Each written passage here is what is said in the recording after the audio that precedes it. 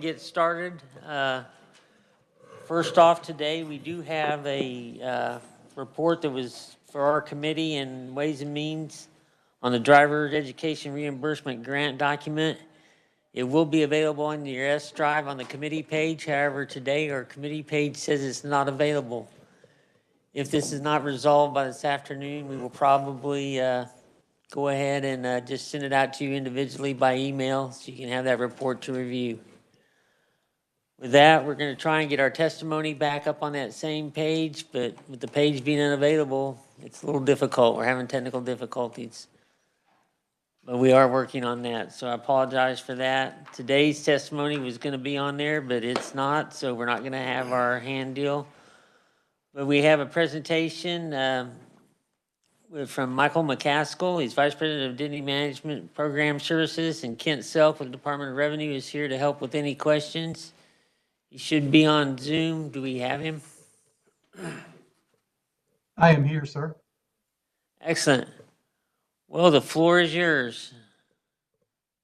Well, thank you very much. Let me start by saying that I am honored to be speaking to you today. Thank you for having me. I want to share my screen. I don't know what you guys can see, so I apologize if you're looking at the side of my face. Let me know and I will change that. We have your screen. Let's see. So are you seeing? We're seeing the mobile driver's license overview. Thank you. Thank you. All right. Now I can't get out of it. It looks like I'm having technical difficulties. It's been a day for that. Did I just move the slide deck? No. Okay, hold on one second.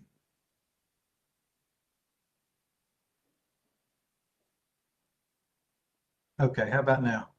Yes, sir.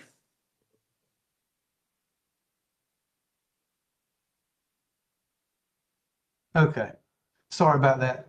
My apologies. So I am Michael McCaskill. I am the Vice President of Identity Management Services at AMBA. AMBA is the American Association of Motor Vehicle Administrators. We represent all of the DMVs in North America. There's 69 of those jurisdictions. We have been in the digital identity space since roughly 2011. Within our organization, we started a working group that I actually was involved in it originally. And so my expertise in this space has been since 2011.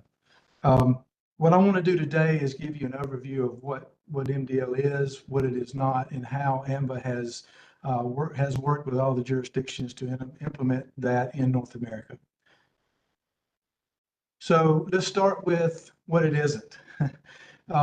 Many times when you think of an identity on a phone, you think of your health insurance card or your auto insurance card. You know, Geico puts their auto insurance card on your phone, and it's a picture of your card.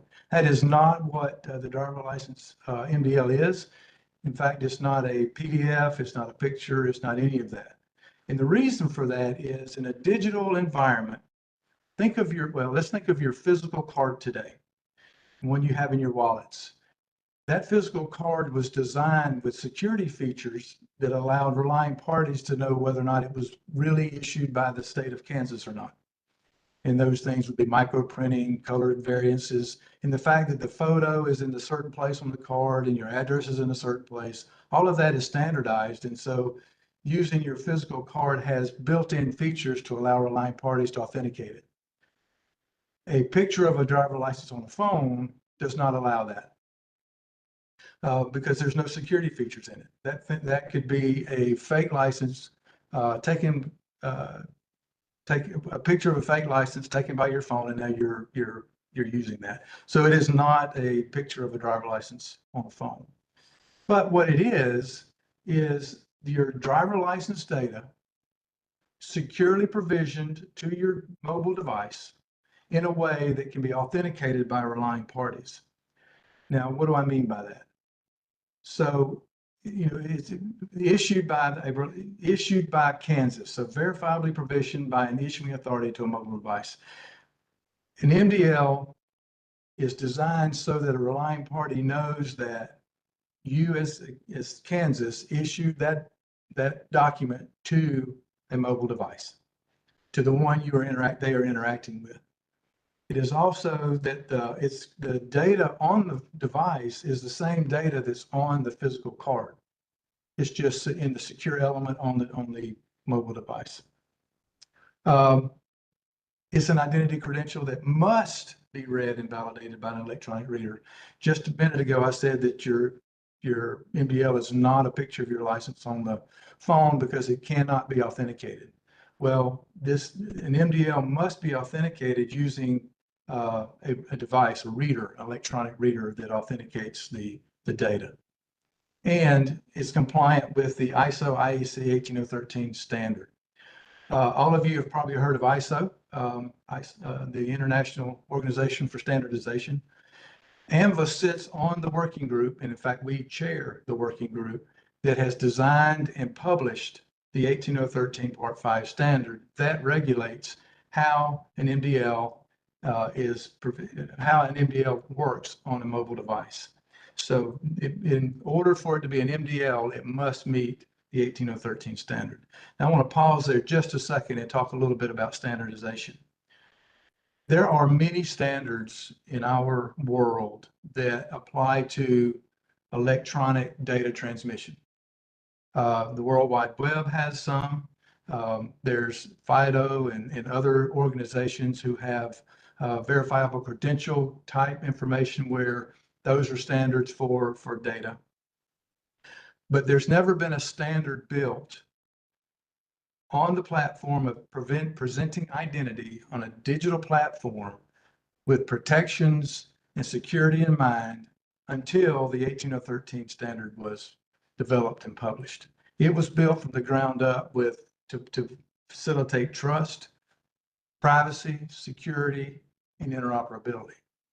And one of the problems that we run into if we have multiple standards in the same space is interoperability becomes compromised. Being able to use your MDL at a relying party, if that relying party is only accepting verifiable credentials, you're not interoperable. They can't read your MDL. So having one standard is important. And I'm going to get back to that in just a few minutes when I talk about how we're implementing some of these strategies. And I do want to say, if there are questions, I can't see I can't see anybody raising their hand. So if you would just speak up and stop me, that would be helpful. So how does an MDL work? What does it really do? So you have an MDL on the left. This is data provisioned to a person's mobile device. And on the right, you have a reader device that is able to consume and authenticate the data through a connectivity strategy. So the MDL holder, the MDL reader, the person who wants to authenticate, asks the MDL holder, I would like to authenticate your age. I want to make sure you're over 21. So the MDL holder provides them just the information that they've asked for. And in this case, they're providing their date of birth, the validity of their driver license, and then some codes. But the point is, if you look at that, that's not all the data that resides on your physical card. That's just a small subset of the data that's on your card that you're going to present to the reader, so you don't have to present everything you own. Today, when you hand over your driver license to the hotel clerk when you check in, they have everything about you: address, name, your photo, everything about you is there. And so the MDL process allows you to just provide a subset so that they can't know things about you that you don't want them to know. Now, I will say here that in every transaction, the photo is transmitted, because that is the way the relying party ensures that the data they're getting belongs to the person they're looking at. They have to have the photo that comes from the data. So they send over the data to the MDL reader, but the reader has to have a way to authenticate that data, to know it came from Kansas. It was issued to the person standing in front of them. It was issued to the device they're interacting with. They have to know all of that and be able to trust that. And the way that happens is through what we call a public certificate. In the World Wide Web, you use public certificates in your HTTPS transactions all the time. That certificate is generated using a public-private key pair, and that public certificate is issued by the issuing authority and is given to the relying party to put into their reader to know that that certificate is what they use to authenticate the Kansas State MDLs. So the MDL reader checks the data against that certificate and ensures that the data is authentic and came from Kansas. If it does, then it's a valid transaction, meaning that you now know that the data that you just interacted with was real. It was issued by Kansas State, issued to the person standing in front of them, and that the data hasn't changed since it was issued to the device. Now, in North America, there's a lot of activity around the MDL topic. And as you can see on this map, we have 5 states who are in our digital trust service, which I'll talk about in just a second. But if you look at all of the purple states, whether they're solid or have white dots in them, they are all interoperable 18013 Part 5 implementations, either already in production or about to be in production. And that's many of the states in our union. And if you're in the green states are all doing legislative activity. They're studying it, they're thinking about it. And this map is self-reported by the states. This is not something that AMVA has just put our stamp on. The states report to us where they are, and we update our map with that. So as you can see in North America, there's quite a bit of activity. And I'll tell you that over the last couple of years, this map has gone from mostly gray to mostly purple and green. So the activity is ramping up strongly. That really happened mostly when the 18013 standard was actually published and became useful for the ecosystem. I'm going to pause just a second just to make sure there are no questions, and then I'll continue. I had one quick question. With the real ID, would the MDL be valid for that? Potentially. And if you won't mind, if I can wait and save that to the end, I can explain a little bit more about that, if that's okay. Okay, I can wait. We have another question from Senator Warren. Okay. Thank you, Mr. Chair, and I apologize for being a little bit late to committee today. Apologize. Thank you for the presentation. Regarding the transfer of information to the reader, you said, showing it at hotels and things like that. We hear a lot out there about identity theft, and then identity theft used to commit fraud, financial fraud, things like that. When the data is transmitted to the reader, for instance, your photo, is that kept by the entity that is operating the reader, or is it temporary? Is it discarded right away? Could you explain a little bit about that? Sure. Thank you for the question. That's a wonderful question. The standard is designed to require that the data be deleted once the transaction is over. So let's, for example, say that you were, I don't know, somebody was authenticating your age for whatever reason. And you did the transaction, you submitted the data to them that they asked for. They authenticated it, and now the 2 devices get out of that transaction. At that point, the data is supposed to be deleted and not used anymore. And the way the standard is built, and the way if the relying parties are building their applications to the standard, it will delete the data. So it will be up to the relying party to take additional action to delete it, or it will automatically be deleted and not be able to be retained by the reading party? The relying party would have to take action to delete the data. They would have to build their system to do that. Okay, and we're making sure that that system would be created to make sure it's deleted? Is that The relying party, when they build their application to the 18013 standard so that they can authenticate data from the Kansas MDL, In that Thank you. standard, it requires them, if they're meeting the standard, it requires them to delete the data upon transaction completion. If Thank they you. don't, I'm sorry, I didn't mean to cut you off. Sorry, I was just not meaning to cut you off either. If they do not, if they are in, so for example, in a liquor store situation, they have state provisions where they have to ensure that they can, in an audit situation, they can prove that they checked ID before they sold that product. In those situations, they have to notify the customer that they are going to retain that data for a period of time and for these reasons, and then delete the data. Think of it similarly to the Social Security requirements when a person signs up for their driver license initially. The state is required to tell a person why they're using their Social Security number. This is a similar activity. Sure, but we're disclosing that information not to the state, but to a private party. But anyway, thank you for answering the questions. Thank you, Mr. Chair. And to expand on your question, Senator, one of the things to remember in this particular situation is it's up to the customer, your customer, whether or not they want to enter into a transaction with the relying party. This is not something that happens that the relying party does something that the customer does not want them to do. If the customer wants to transact with a relying party, they are the ones who are always in control. Either they can get out of a transaction if they think it's not something they want to do, or they can just not submit the data that they don't want to submit. So the customer is always in control of what they submit to the relying party under any circumstance. I hope that helps. I don't want to confuse.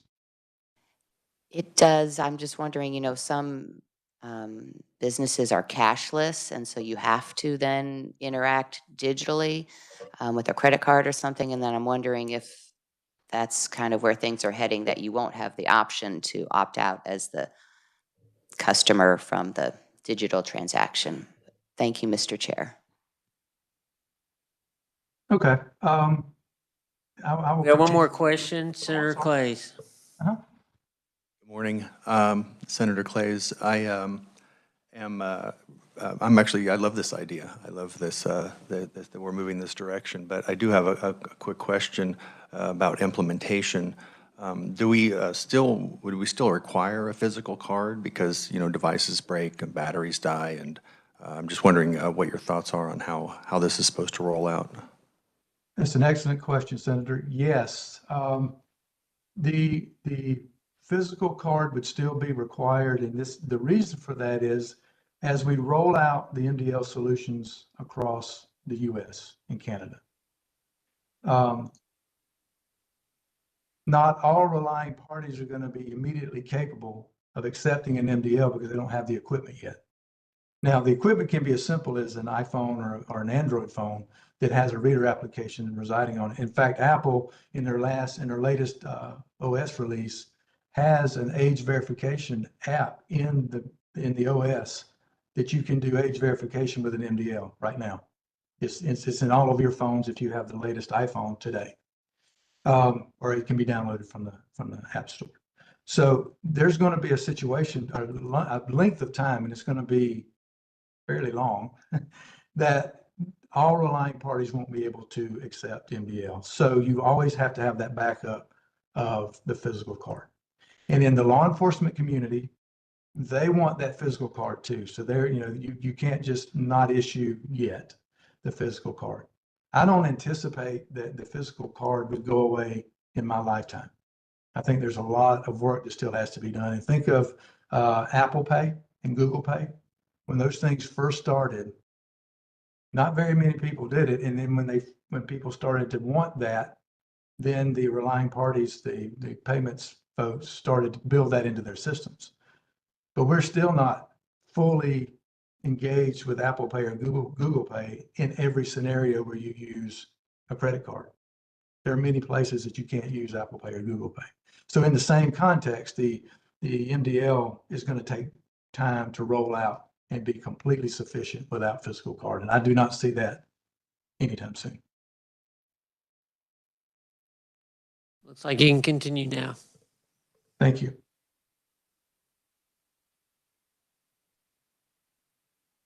All right. So I spoke a little bit about a digital trust service a few minutes ago.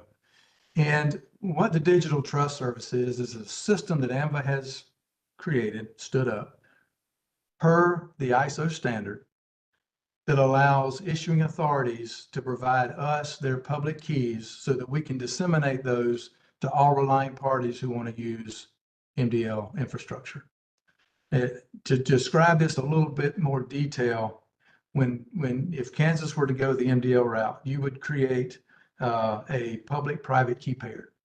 The private key is what you would use to issue the credential to the device and have the state of Kansas sign that that data is authentic cryptographically. This is a cryptographic key.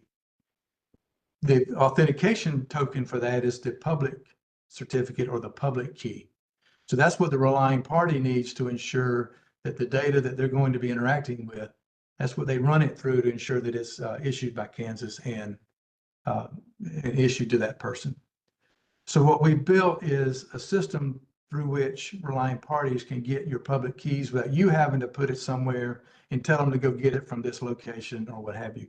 So what would happen is you would issue, or you would provide us with the public key.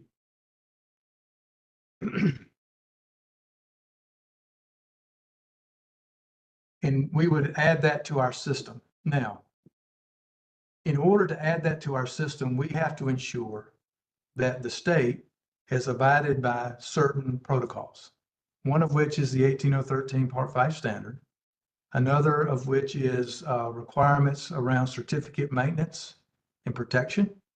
Make sure you're protecting your private keys properly. If you meet all those requirements, and there's an application process that we can provide you if you would like to see that, then if you meet all of that, we load that key into our digital trust service. So now the keys that we have are sitting in that trust service. In the map you saw previously, there are 5 states who are now have their keys in the digital trust service: Virginia, Utah, Maryland, Georgia. I'm missing one. Sorry, there's another one. There are 5 states whose keys are now in our digital trust service and available for any relying party that wants to use them. So the relying party would come to us, and the verifier would load all those keys into their verifier app. And then when they interacted with an MDL from any state that had that we had the public key for, they would know whether or not it was authentic. And if you'll notice, verifier, all of the verifiers here look like they're authentic. But if it was not authentic, the relying party would know immediately. And therefore, a person who was trying to use a credential nefariously, it wasn't issued by you, wasn't signed by you, they would know that. And that deters, that helps mitigate fraud situations where people are, for identity theft.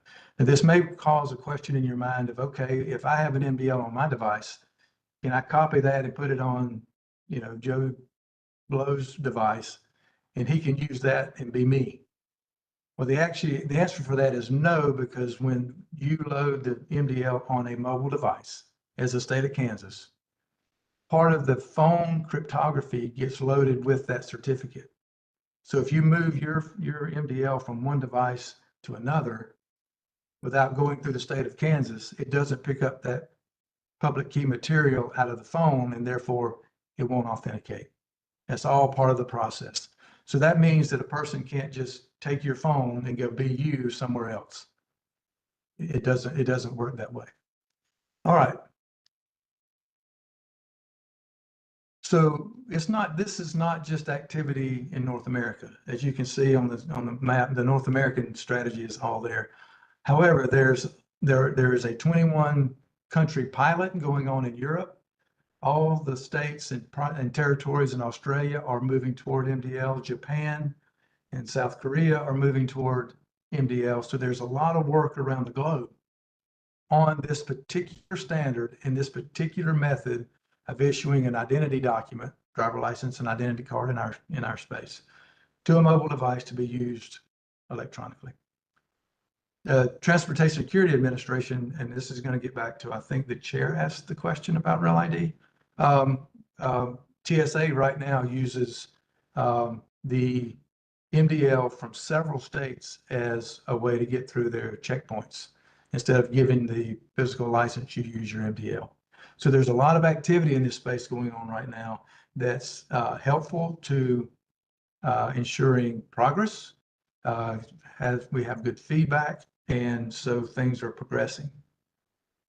The things that we've talked about thus far have all been around in-person use of MDL. In other words, you're at the store, you're in person with the relying party, reading your MDL. The standard that governs over the internet use of MDL is the 18013 Part 7 standard, which was published about 4 months ago and is out in space now for us to use to have MDL use over the internet. So it uses the same cryptography, it uses the same data payload, it uses the same standards so that it's privacy preserving, interoperable, the customer's protected, but it's just an over the internet case instead of an in-person case.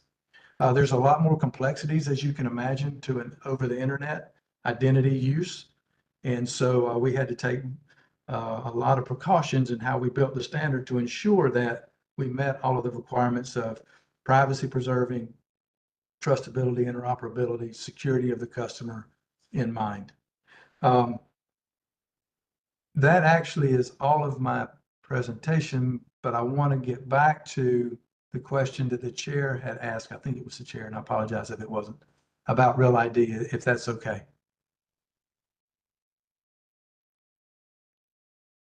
That is fine. It was my question. So with the new Real ID rule, in fact, I think you guys would have seen a notice from DHS yesterday where the new Real ID rule went into effect. And we've got until May of this year to get ready to for enforcement. And then there's some delayed enforcement. As part of that, MDL was added to the list of acceptable documents as long as they are 18013 compliant and meet the requirements of the TSA rule. The TSA rule requires a state to get a waiver to use the MDL during the implementation phase, which is from May of 27. I think it's a 2-year phased in approach. That waiver, what that waiver is doing is giving TSA the assurances that the states are abiding by the rules of cryptographic key protections, policies around your cryptographic keys, MDL implementation is within the 18013 standard, and so on. There's also got to be an audit that the state has to go through from a third-party CPA with certain technical backgrounds to audit your MDL process to ensure you're adhering to those requirements. It's in the TSA rule. I know that there are states working toward getting that waiver. I don't know of any state that's going to actually make the May 7th date. And what that really means is, of those states that are already have their MDL accepted at TSA, if their waiver application is not approved before May 7th, then they will no longer be able to use the MDL from that state at the TSA checkpoint. And we're working with those states along with TSA to try to move that up through so that those states can continue to be used at TSA. But it's a bit of a daunting task. If you look at the requirements, it's going to take some time and most likely some procurements from each state to do. So I'll stop there.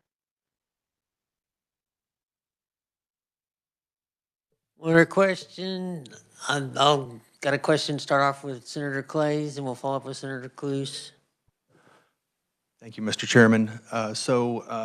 I recognize that not everybody's as enthusiastic about this as I am. And so I'm curious how this has been rolled out in other states. You already mentioned that a physical card is probably going to be necessary for quite some time. But as far as it being optional or mandatory. Can you speak to that a little bit? Because, you know, we have lots of different folks. Some of us are open books. Some people get anxious when a strange car drives down through their neighborhood. So, and I respect that. One thing about personal liberty, it's very personal. So, I'm just thinking to myself, maybe it would never be mandatory, and people could always just use a card.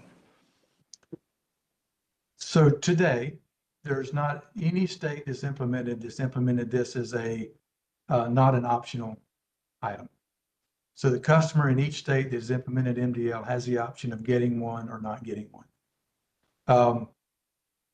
The non-optional item is the physical card. So everything starts with the physical card, and then if you desire to have an MDL, you're able to do that as an optional item. For the most part, I don't know of any state at the moment, there may be one, who charges for the optional item.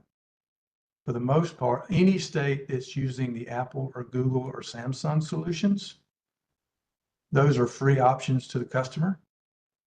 There are a couple of states who started out charging the customer an annual fee for the MDL.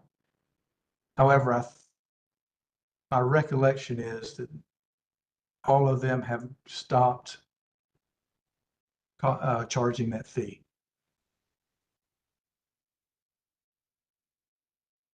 And I am going to. Senator Cluse. Thank you, Mr. Chairman. Trying to get a little more information. So if you're familiar with the IRS ID Me, it's built on facial recognition.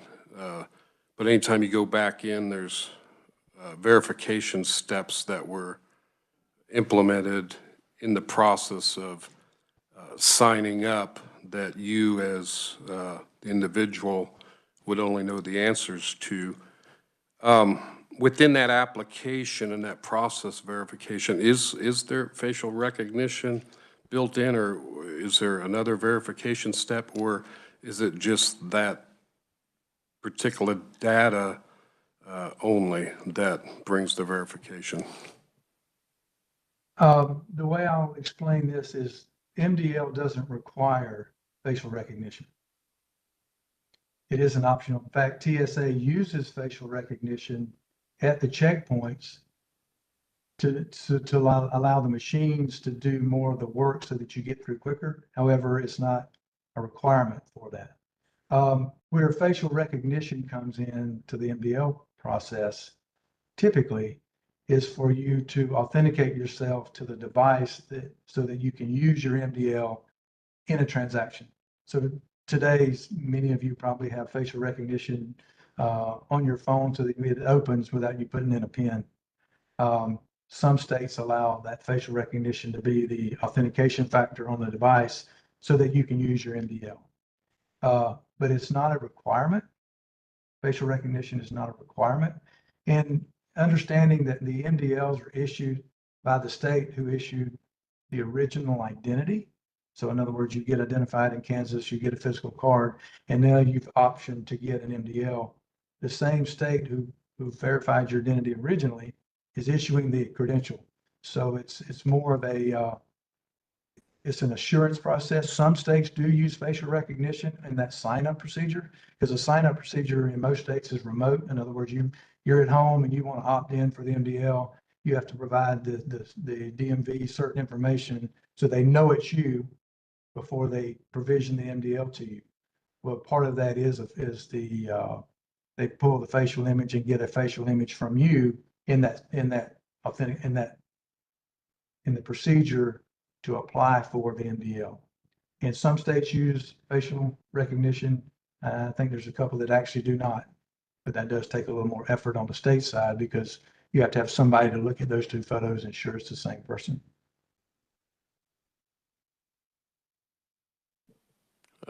Thank you for that, Mr. Chairman. Just a quick follow-up.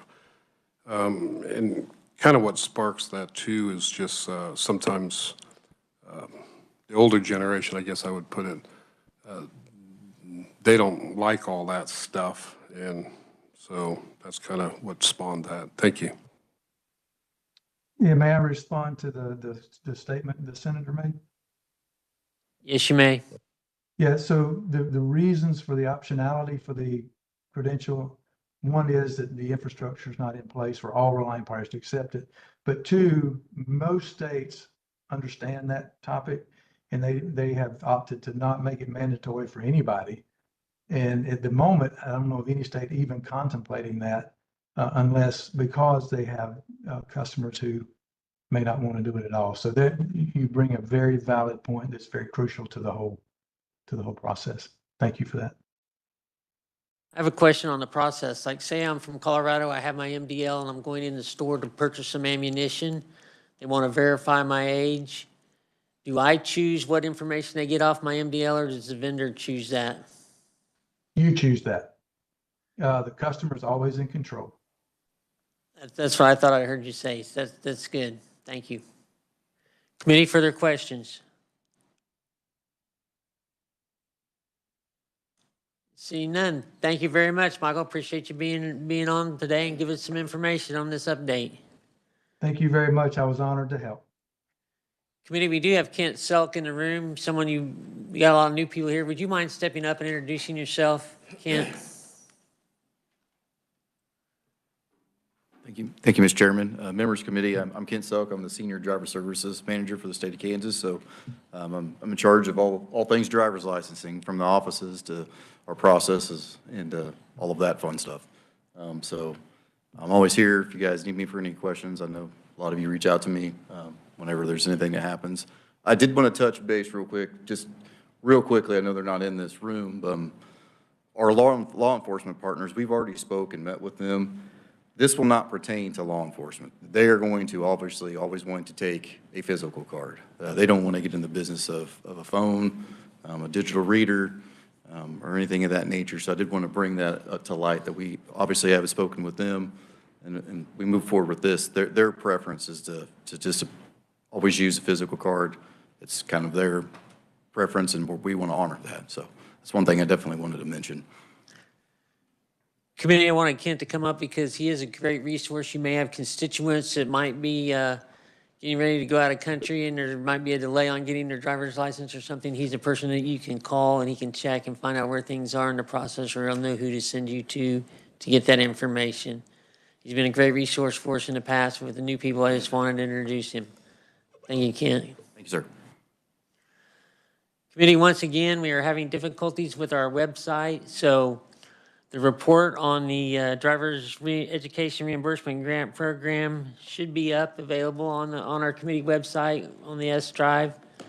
If we do not get it up today, we will be emailing it out individually to you so you can have that to read. I don't know that we're going to have them in to do a presentation unless someone reads it and just really wants the department in to do a presentation, but it'd be good to have in case you have any questions before they show up for their own presentation. With that, is there any other business? Is there any bill introductions today?